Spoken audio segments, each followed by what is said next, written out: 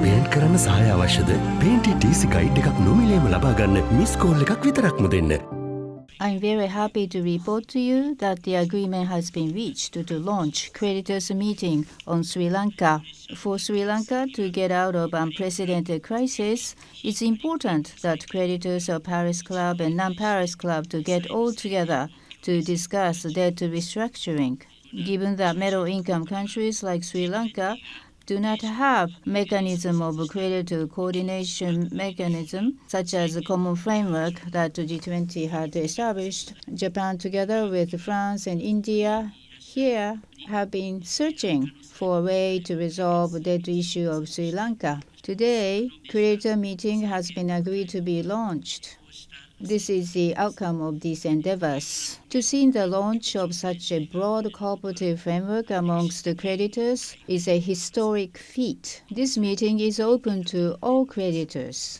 Japan will respond to the call of President Wickremesinghe and jointly with India and France will lead the meeting. We will instruct Vice Ministers level to swiftly start a negotiation. While creditors consult, we will seek debtor Sri Lanka to fulfill their external commitment and under IMF support program continue their reform efforts. Japan, in close cooperation with related countries and IMF, will work toward the prompt implementation of debt restructuring. We hope debt restructuring will be agreed quickly with all relevant parties cooperating. I am pleased to share that India joins hands with Japan and France to co-chair and lead a coordinated debt restructuring process to finalize the specifics of the debt treatment. As a close and long-standing friend of Sri Lanka, India has been supportive of the efforts being made by Sri Lanka in dealing with its current economic crisis.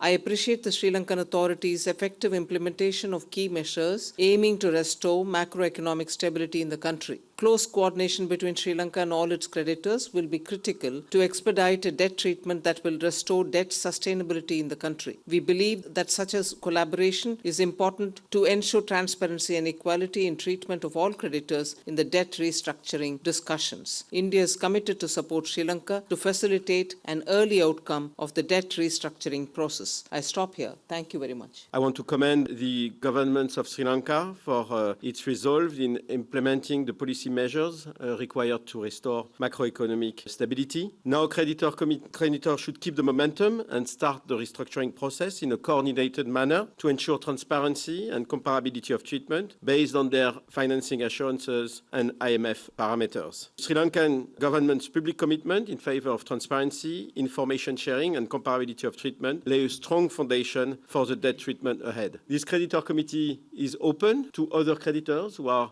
invited to join. In any case, we will maintain coordination with them in order to make sure that we have a comparable treatment and the appropriate treatment. And we are ready to hold the first meeting as soon as possible. Thank you very much. Today's event marks the beginning of a coordinated effort of official bilateral creditor nations to make swift progress in resolving Sri Lanka's debt distress. We in Sri Lanka have made a series of critical policy adjustments in accordance with the extended arrangement under the EFF. I am also submitting the extended arrangement to Parliament for its approval. Thereafter, the government will bring legislation incorporating the main features of this arrangement. My government remains committed to continue to engage with all creditor nations and other stakeholders in a transparent manner based on the principle of comparable treatment. I would like to reiterate this commitment at today's meeting. Let me once again place on record my deep appreciation of your efforts in assisting Sri Lanka. I hope that our other bilateral and multilateral partners as well as commercial creditors. The launch of these negotiations is a good sign for efforts to restore debt sustainability. It is very encouraging to see official creditors organizing themselves around a coordinated platform. Very importantly,